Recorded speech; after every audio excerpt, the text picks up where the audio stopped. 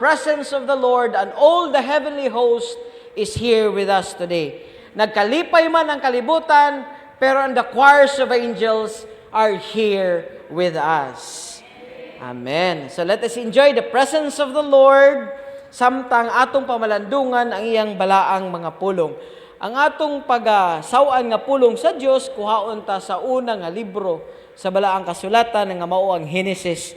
Magasugod sa Genesis 22 gikan sa 1 hangtod sa 14. We are very familiar of this because this is the story of the patriarch Abraham and iyang anak nga si Isaac. Genesis 22 verses 1 to 14. Sometime later, God tested Abraham. He said to him, Abraham, "Here I am," he replied. Then God said, "Take your son, your only son, whom you love, Isaac, and go to the region of Moriah. Sacrifice him there as a burnt offering on a mountain I will show you." Early the next morning, Abraham got up and loaded his donkey. He took with him 2 of his servants and his son Isaac. When he had cut enough wood for the burnt offering, he set out for the place God had told him about. On the 3rd day, Abraham looked up and saw the place in the distance. He said to his servants, "Stay here with the donkey, while I and the boy go over there. We will worship, and then we will come back to you." Abraham took the wood for the burnt offering and placed it on his son Isaac. And he himself carried the fire and the knife. As the 2 of them went on together, Isaac spoke up and said to his father Abraham, "Father." "Yes, my son," Abraham replied. "The fire and the wood are here," Isaac said. "But where is the lamb for the burnt offering?" Abraham answered, "God himself will provide the lamb for the burnt offering, my son." And the 2 of them went on together. When they reached the place God had told him about, Abraham built an altar there and arranged the wood on it. He bound his son Isaac and laid him on the altar on top of the wood. Then he reached out his hand and took the knife to slay his son. But the angel of the Lord called out to him from heaven, "Abraham, Abraham." "Here I am," he replied. "Do not lay a hand on the boy," he said. Do not do anything to him. Now I know that you fear God, because you have not withheld from me your son, your only son." Abraham looked up, and there in a thicket he saw a ram caught by its horn. He went over and took the ram and sacrificed it as burnt offering instead of his son. So Abraham called that place, "The Lord will provide." And to this day it is said, "On the mount of the Lord it will be provided." Balaan ang pulong sa Dios o kining mga pulong mamuhat sa atong mga kinabuhi sumala sa iyang mga saad. So, it is a test of faith kang Abraham. No, gitistingan siya sa Dios. Imagine ra gud na nga ang imong anak, your only son, your beloved son, gipangayo sa Dios kanimo, kang Abraham, aron ihalad sa Dios. Unya ikaw pagyud ang maghalad mismo, no? We should remember nga si Isaac gipaabot gyud ni Abraham ug ang gitawag na miracle baby.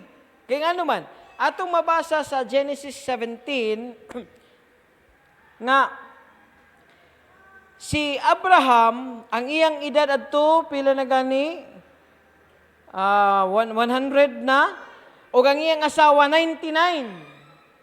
99 ang iyang asawa pagpanganak ang Isaac, so imposible na gayud. Di ba wa man sila anak.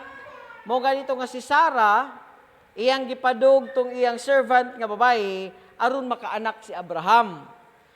Pero ang Diyos lain ang plano. Gusto niya si Isaac maoy magdala sa covenant with Abraham. So, despite the age of Abraham nga 100 ug iyang asawa nga 99, nagkaanak sila. So makita nato nga si Isaac mao niyang anak nga dugay na nilang gipaabot ni Abraham ug siyang asawa nga si Sarah. Ug murag imposible na gayud nga makaanak sila kay 100 na gud si Abraham ug 99 na si Sarah. Biskay gihatag na sa Dios nila giunsa mang pagkaunsa nga gipangayo magbalik. Ipahalad man noon biskay mo ni ang gipaabot. Di ba? So sakit gyud kang Abraham kung mawala ang iyang anak. Kaya iya man ang gipaabot nga bata og sa iyang asawa. Usapan ni ana, si Abraham, si Isaac mo ang key to the covenant made by God with Abraham. Atong mabasa sa 17 verses 3 to 8. Abraham fell face down, and God said to him, "As for me, this is my covenant with you. You will be the father of many nations. No longer will you be called Abram. Your name will be Abraham, for I have made you a father of many nations. I will make you fruitful, very fruitful. I will make nations of you, and kings will come from you. I will establish my covenant as an everlasting covenant between me and you and your descendants after you for the generations to come, to be your God and the God of your descendants after you. The whole land of Canaan, where you are now reside as foreigners, I will give as an everlasting possession to you and your descendants after you, and I will be their God." Og wala si Isaac unsa man pagkatuman sa saad sa Dios nga siya mahimong father of all nations og sa iya magagikan ang mga hari. Di ba? So maputol ang covenant kung mawala si Isaac. Wala mang gihisgot dinhi, pero unsa kay feeling to ni Abraham pag-ingon sa iya nga ihalad ang iyang anak, no? His only son whom he loved. Di ba? His only son whom he loved. Gipangayo sa Dios balik. Di ba ito makaingon si Abraham, biskay amo ning gipaabot Lord, imo naman ning gihatag, nga naman imo mang bawion. Di ba? Unsa naman Lord pagkatuman sa imong saad namo kung imong bawion. Pero in all obedience, gituman ni Abraham ang sugo sa Dios. This is God's test to Abraham. So kami sa among cottage prayer, among nanaagian sa module 5 ba to? Nga 4. Module 4 nga God, ang maabot sa itong kinabuhi na i-test comes from God, and temptation which comes from the enemy. God will never tempt you, but God will test you. Okay? So, usa ni sa mga pagtesting kang Abraham. Kay dili exempted ang tanan sa pagtesting. Kay even when the angels, when they were created in all their beauty and magnificence, they were tested. And 1/3 of heaven failed the test because they did not submit to the glory and honor of God. So, gitistingan. Sila, kas-ara sa tistingan, tungod ka naman sila perfect knowledge and perfect wisdom and perfect beauty. Pero kita imperfect man ta, so naatay mga pagsulay every now and then. Kini ang pagsulay ni Abraham. Naingon, "Then God said, take your son, your only son whom you love." Gi-emphasize pa gyud. Kuha ang imong anak, ang imong only nga anak, nga imong gihigugma og ihalad siya kanako. Ingana. So, pag mag-testing gani, naatay klase-klase nga testing og ang purpose sa pag-testing. Kung magpa-doktor ka, unsa may purpose sa testing? Kung magpa-doktor ka, magpa-laboratory test. Di ba? Para mahibaw-an ang imong mga balatian, diagnostic test, di ba? So, magpakuha kag sugar, magpakuha ka og kolesterol, uric acid, o unsa pa dinha nga mga panguhaon. Testing. Diagnostic test. Para mahibalo ang doktor, ug mahibalo ka og imong sitwasyon. But, ang testing sa Ginoo, usa sa mga katuyuan niini, is dili tungod siya mahibalo, kay siya Dios nga omnipotent God, nga nahibalo siya sa resulta before kaniya testingan. Do you agree that God is omnipotent? Do you agree that God is omniscient? Do you agree that God is omnipresent? Pag moingon tag omnipresent, naa ang Dios sa kagahapon, karon og sa umaabot. So kung iya kang testingan, tungod kay naa na siya sa umaabot, nahibalo na siya sa resulta sa imong test. Pero nganong testingan man ka? If God is omniscient, hibalo na siya kay wala may malilong kaniya. Ang tanan dayag kaniya. Pag testing niya nimo, nahibalo na siya og unsay naa sa imong nahuna, ug unsay naa sa imong kasing-kasing. Nganong testingan man ka sa Dios? Balikon ta ang diagnostic test. Ang doktor patestingan ka tungod para ang doktor mahibalo sa imong sakit ug ang ikaw mahibalo pod sa imong sakit. Pero tangtango nato ang usa ka purpose of testing. Dili pareha sa doktor nga kinahanglan diagnostic test para mahibalo sa imong sakit.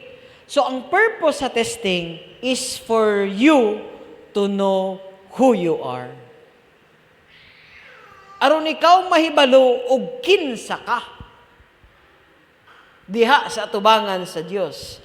That is the purpose of testing. So, katong Miyerkules, sa mga naka-attend dinhi, si Pastor Tatay Junjun, naghisgot sa pagtesting kang Hakob. Hob. Kang Hob. Imagine na ragod ugwa si ang Dios mahibalo sa resulta sa testing. Nga siya ra bagyo ni presentar sa yawa, siya niingon nga tan-awa ra ni. Kadto wa ang yawa maghuna-huna kang Hob. Pero kinsa may nagpresentar? Ang Dios, di ba? Tan-awa niyo. Ni ang akong anak nga si Hob. Testing hala. Di ba? So, siya nagpresentar. Ipresentar ba kasi Ginoo nasayod siya nga mo fail ka? Di ba? Ang Diyos na hibalo na niya na. But the purpose of the testing is for you to know the real you. Di ba? Usahay, buutan rata, di ta makig-away sa atong silingan because nahibaw po ta nga makig-away, tapil di ta. Pero ug naatay gahom makig-away, mangaway ta. Di ba? Wa ka kabalo nga mo day na ang imong karakter sa imong kinabuhi. Walang ka kaaway kay pildi man ka og moaway ka. Hala tagay kag opportunity mo away lagi. Kung ang imong tinuod nga karakter mo na. Humble ka. No? Di ka mapasigarbuhon. Wa magikwarta. Mo na humble ka tagay kwarta di ba hambuga. Di na mahibaw-an ang imong tinuod pagka ikaw. Si Abraham, gitistingan. Si Job, gitistingan. Ug kita, in our everyday lives, tistingan ta. So ayaw gyud pag una-una nga dili ka tistingan, mo abot ang mga pagtisting. Tungod we are children of God. Ang mga pagsulay, pari kauban na sa kinabuhi nga Kristohanon. As a matter of fact, that is one nga giingon sa Dios nato daan gipasidan anata nga pagkatistingan gyud mo pagalutuson mo kay ako ginalutos man. Og dili gyud ta kasunod sa atong Ginoong Dios kung dili pud ta lutuson. So know that we will be tested just like Job, just like Abraham og ang mga apostoles. Another purpose of testing. So ang testing is although na ay mga verses sa Biblia para mo ingon nga so that God will test you if you're faithful. Although, the Bible is written by human people intended for human people to understand. Pero kita nga nakasabot nga ang Dios omniscient, omnipresent, nahibaluta nga wa pa katistingin, nahibalo na siya sa resulta. So ang purpose gyud is para makabalo ka sa imong kaugalingon. That is one. The second one is for us to be rewarded. For us to be rewarded. Testingan ta, for us to be rewarded. Kanang sa eskwelahan ba, di ba natin mga quizzes, natin mga exams, natin mga activity. Unya, base sa resulta, sa atong exam o sa activity nato, natay score. Di ba? Mariwardan ta tungod kay dagko ta grado, tapos mariwardan ta kay ma-dance list ka, may scholar ka. So mo na yung mga rewards. No? Para ning contest karon sa bunok-bunok, nag-contest man. Gitest ang ilang skill, ang ilang presentation and everything. Nay, premyo. Ang premyo ko no first prize is 1 million. Second prize is 500,000. So, usa to ka mga test. Contest, of course, contest. So, it's a test. So, ang tao pod, testingan, usa sa katuyuan ni ana para mariwardan ka. Kung atong tanawon sa 1 Peter chapter 1, verse 7, nagaingon diri. These have come so that the proven genuineness of your faith, of greater worth than gold, which perishes, even though refined by fire, may result in praise, glory, and honor when Jesus Christ is revealed. Unsa giing pasabot niini, ingon sila nga gitistingan aron mapamatud-an og unsa ka genuine ang imong faith. Faith nga bilinhon pa sa bulawan. Kay ang bulawan maski unsa ka refine, mawala, mo perish ra. Pero ang imong pagtuo nga matidud-anon mo resulta sa pagdaig, himaya ug kadungganan pag-abot sa atong Ginoong Hesus. Diba? Kung dili ka testingan, how will you receive praise, glory, and honor? Dili ka makadawat ni ana. So kung testingan ka, the intention of God is so that you will receive praise, glory, and honor when Jesus Christ is revealed. Ganun sa aman, when Jesus Christ is revealed sa iyang pagbalik. Okay. Makadawata sa reward. Kung atong tanawon sa Job 42, kay gitistingan man si Job, di ba? After Job 42:10, after Job had prayed for his friends, the Lord restored his fortunes and gave him twice as much as he had before. Kung naay 1 billion si Job, dili makaabot og 2 billion ang iyang bahandi kung wa siya tistingi. So gitistingan siya aron ang iyang 1 billion mahimong 2 billion. Tistingan ka so that you will be rewarded. Kung tanaw nato sa 1 James 12, naingon diri, blessed is the one who perseveres under trial, because having stood the test, that person will receive the crown of life that the Lord has promised to those who love Him. Kinsa man ang gusto makaangkon sa korona sa kinabuhi? Kinsa man? Gusto man mo makaangkon sa korona sa kinabuhi? Unsa may requirement? Muagi og pagsulay. Muna ang ingon ni Kristo, take up your cross daily. Kung gusto ka malangit, welcome trials in your life. Kaya you will never receive reward o dili mo abot ang trials in your life. You will not receive glory. Dili ka koronahan. Nganong koronahan man ka, wa magadaog. Diba? Koronahan ka tungod nagmadaugon ka sa kinabuhi. Mao nay purpose sa pagsulay. Ang nakagwapo lamang niini, Kay kung sulayan ka, ang kaabundansya sa grasya sa Dios anaa nimo. So dapat malipay ta og sulayan ta. Although kining unod nga niya pa sa kalibutan mabalak-on man, mahadlukon man, huyang man, muna mo aksyon dayon og kabalaka nga atong kasing-kasing, ug mutumar dayon ta og pawala sa nervyos kay mahadlok man. Pero kita nga mga Kristohanon, gitudloan ta sa Dios nga ang pagsulay is importante nga aspeto sa atong kinabuhi. Sama nga mga patriarka, sama ang mga propeta, ang mga apostoles, ug mismo ang atong Hesukristo gisulayan.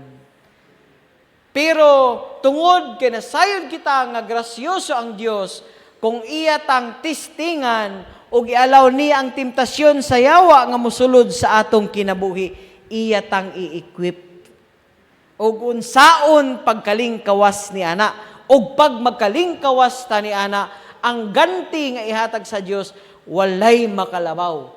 Maski unsa pa nga ganti ang ihatag sa kalibutan. Kay kini ang pagpurong-purong sa korona sa kinabuhi didto sa gingharian sa Dios.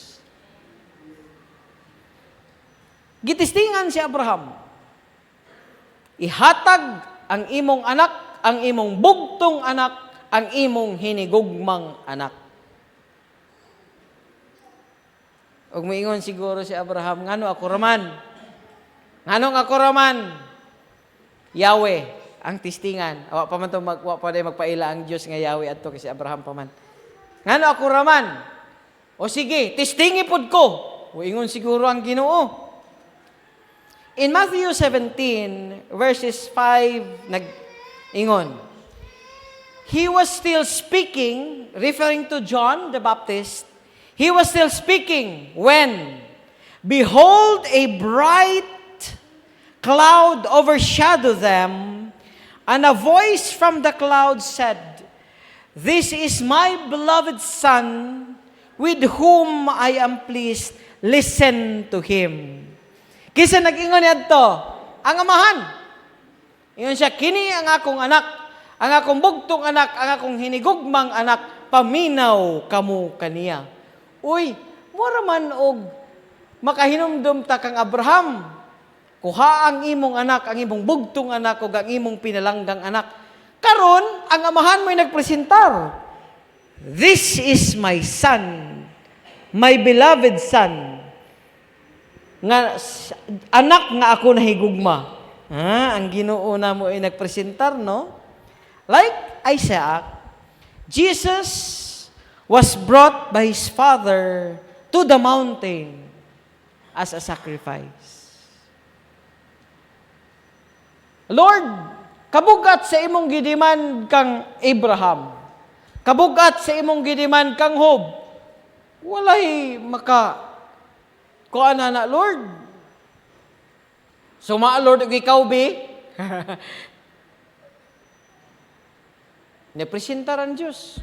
Niya ang akong anak, ang akong bugtong anak, ang akong pinalanggang anak. Ug sama kang Isaac, gidala sa amahan ang iyang anak ngadto sa bukid nga gitawag og Mount Golgotha. Og didto iyang gisakripisyo ang iyang anak.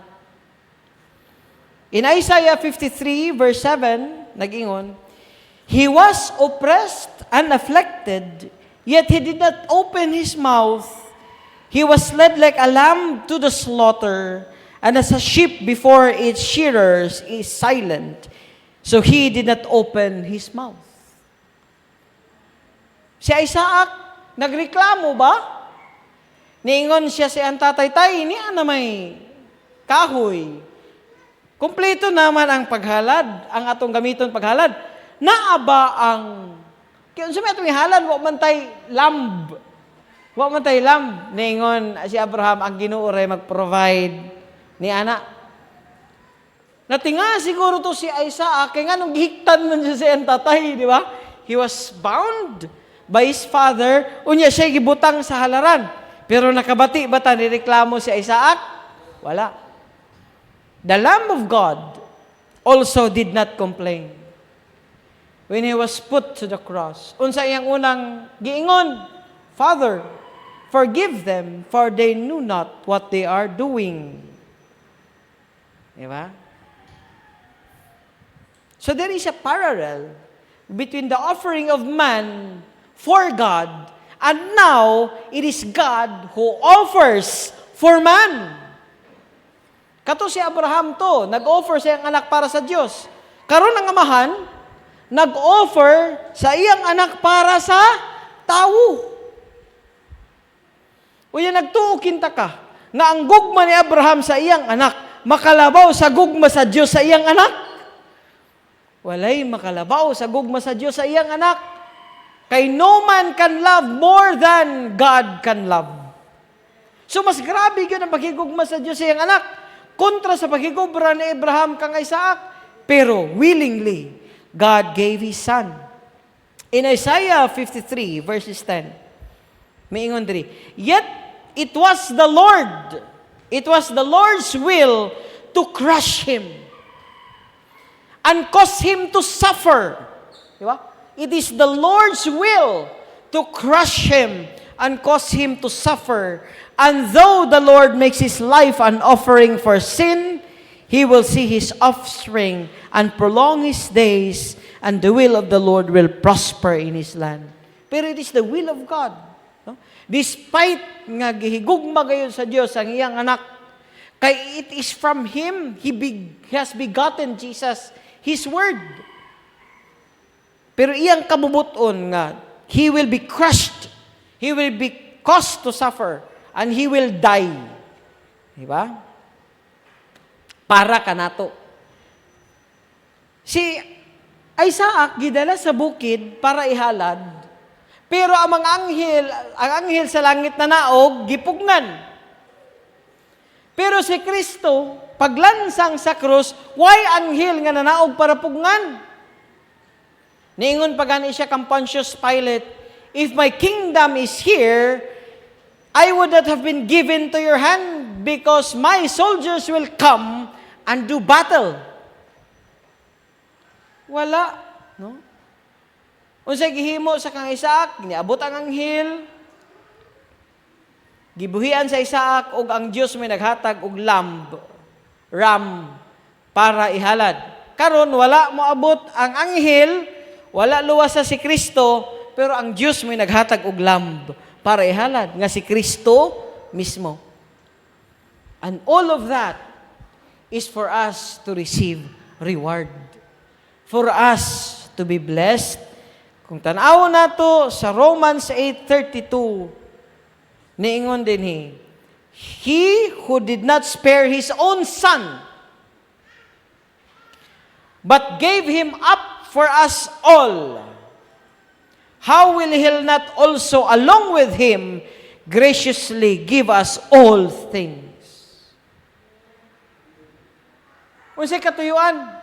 Aron ihatag nato ang tanan, nganuman, iyang gihatag ang iyang anak, ang iyang bugtong ug pinalanggang anak para nato.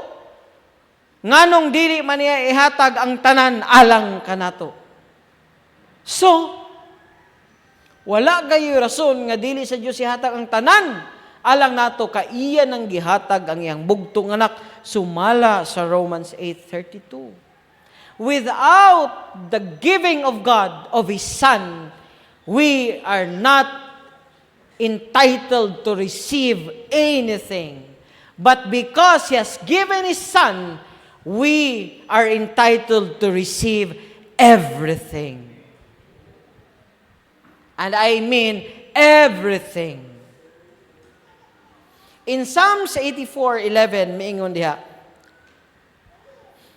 for the Lord is a sun and shield. The Lord bestows favor and honor. No good thing does He withhold for those whose walk is blameless. Diba? Dili gayod sa Dios ihikaw ang tanang maayong butang alang sa iyang mga anak. Ikaw gani nga amahan, o birthday sa imong bata, bahalag walay imo, mangutang gani ka para ma-birthdayhan. Labaw na ka ang amahan nga iya ang tanan. Iya gyud kinta idawo nimo ang maayong mga butang dili gipamatud-an na gali na niya tungod sa paghatag niya siyang bugtong anak. His most precious possession. Kay God created everything. So ang tanang butang wa gyud balor. Kay He created everything out of nothing. But He did not create Jesus. It is the only possession of the Father that He did not create. Therefore, more important, kung gihatag niya si Kristo, nga dili gali niya binuhat, so importante niya, labaw pagkakatanang butang nga iya rang gipamulong nga nabuhat. He merely speak and the world is created. And the world is being created as we speak. Ang creation wala mahuman ni adto. Karon nag-continue pamulong ang Dios kay ma-prove na to sa science that the universe is expanding. Ang universe nag-expand, so God is not finished in creating the universe. Pinagi sa pagpamulong lamang. And do you think ihikaw niya mga butang nato? No. Nag-ingon sa Psalms 84, dili niya ihikaw. Nag-ingon sa Romans 8:32, iyang ihatag ang tanan, kay iya na ganing ihatag iyang bugtong anak. That is the purpose of trial. And when God demanded from Abraham, the father of all nations, si Abraham isang atong representative. Gidemanda ang iyang anak, gihatag ni Abraham. Now God proved Himself to man, ako na pod ang mohatag sa akong anak alang ninyo. Ug uban sa paghatag sa akong anak, ang tanang maayong mga batang. Romans 8:32, along with Him, graciously gave us all things. So paghatag sa Dios sa iyang bugtong anak, gihatag na niya ang tanan. Dili pareha kang Abraham, nga si Abraham naghatag, pero naiganti sa Dios gihatag. Siya ay father of nations, daghan niya mga anak, ang mga hari magagikan kaniya. Dinhi, ang Ginoo pa'y naghatag sa iyang anak, siya pa gyud naghatag sa tanang mga panalangin. Hindi ba? And God gave us the covenant through the offering of His Son. Ang covenant sa una ni Abraham o sa Diyos, tungod sa obedience, sa pag-sacrifice, kasi Abraham nag-sacrifice man, is mauto. He will be the father of all nations. Muna nga, na itong kanta nga, Father Abraham, di ba? Giila nato siya nga amahan. Dili lamang kita mga Kristohanon. Ang mga Hudeo, ang mga Muslim, giila si Abraham nga father. Ang mga hari nagagikan kang Abraham. Mutang covenant with Abraham. Ang lupa nga Kanaan nga sila estranghero sa una gihatag sa Dios nga ila. Pero dinhi sa offering nga ang amahan na nag-offer, this is a precious, eternal, and final covenant. Kung imong tanawon kang Abraham, eternal covenant sab, mo sa ito nakabutang, it is an eternal covenant. Kini eternal, but the perfect and the last covenant. Let's look at Romans 8, verses 14.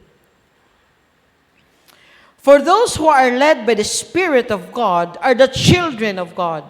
The Spirit you receive does not make you slaves, so that you live in fear again. Rather, the Spirit you received brought about your adoption to sonship, and by Him we cry, Abba, the Aramaic of Father. The Spirit Himself testifies with our spirit that we are God's children. Now, if we are children, then we are heirs, heirs of God and co-heirs with Christ, if indeed we share in His suffering, in order that we may also share in His glory. So the covenant made by the sacrifice of God giving His Son to man, rather than man giving his Son to God, is the covenant of heirship, the covenant of sonship. Nga gikan karon, nagtestify ang balaang Espiritu nga kamo mga anak. O kung kamo mga anak, sumusunod. Unsa man ang pasabot niya ng sumusunod? Unsa may sundon? Ha? Kung heirs ka, kanang naidaghan diya kalupaan, no? Bahina na nadaan, kay mag-away ang heirs o dili bahinon daan. Kay nga naman, ang heirs, kung anak ka, kung sumusunod ka sa imong ginikanan, ang tanan nga naa sa imong ginikanan, mahimong imo na. Muna'y katungod sa heirs. Ang Lamborghini sa imong ginikanan, imo na. Ang mansion sa imong ginikanan, imo na. Pero ang utang sa imong ginikanan, dili imo. Yes, because rights are transmissible, but obligations are not under the law on obligations and contracts. So, imo ang tanan. Pag may nga ng heirship, privilege ray maimo, ang utang dili. Di ba? So, di ba beautiful? Ang gihaguan sa imong magigikanan, imo ang ilang mga utang, ilara. Di ba? Ingana ang heirs. Now, what is owned and possessed by God? Does God own anything? Nabay gipanag-iyahan ang Diyos? Iyang tanan. So kang kinsa man ang tanan, iya. Kung iya ang tanan, o kita iyang mga sumusunod, ato ang tanan. He will not withhold any good thing to His children. And along with Him, all things has been given to us. Unya, magkabala ka pa ta. Magkabala ka ko. Brad, wa man ko'y bugas, lungagon niya, pista na baron, malipay ka. Ano malipay mo ko? That is trial. Kunya na ganito sumpay diri. If indeed we share in His suffering, in order that we may also share in His glory. Og dili ka mo share sa iyang suffering, you will never share in His glory. So kung wa kay bugas, thank you, Lord, because this is a trial that I will pass. O kung mupas ko, Lord, nag-ingon man ka na igante. Di ba? That is the attitude of a Christian to trials and even temptations. Dili mingon, Lord, wa ko'y bugas. Ulit man siguro ka, Lord. Imo man ka ang tanan, nga wa man ko'y bugas. Ingon, no? Mutuo ba ka, Ginoo? Nga na, the Lord will not withhold good things from you. But did you ever consider that that suffering that you have is the trial that God has given to you? Just like Job was tried, just like Abraham was tried. Because in suffering, the reward is glory. And in glory, the reward is everything. I came across a prayer nga makarelate ko sa status sa atong mga kinabuhi. Kay ni adiri ang mga desires sa atong mga kasing-kasing ug mga kahadlok sa atong mga kasing-kasing. Okay. So, murag the prayer is this: Jesus, meek and humble of heart, hear me. Deliver me, Jesus, from the desire of being esteemed. Unsa man na be the desire of being esteemed? Ang desire nato nga tingalaon taog tawo. Deliver me, Jesus, from the desire of being esteemed. Ganahan man ta tingalaon taog tawo, di ba? Pero this prayer says, Lord, i-deliver me. Do not give me that desire of being esteemed. Jesus, deliver me from the desire of being loved. Ganahan man ta higugmaon. Pero ang prayer nag-ingon, Lord, deliver me from the desire of being loved. Jesus, deliver me from the desire of being stoled. Ipataas. Ganahan man tayo ipataas, di ba?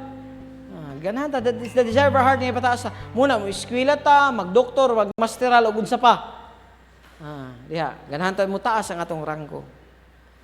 Lord Jesus, deliver me from the desire of being honored. Lord Jesus, deliver me from the desire of being praised. Ganahan mata daygon. Diba? Deliver me from the desire of being preferred over others. Diba sa linya, ganahan ta mag-una, o vertical ng uban. Deliver me from the desire of being preferred to others. Lord Jesus, deliver me from the desire of being consulted. Ganahan ta nga magdesisyon ang uban, kinahanglan dili lang ta pahibaon, konsultahon pag yun. Lord Jesus, deliver me from the desire of being approved.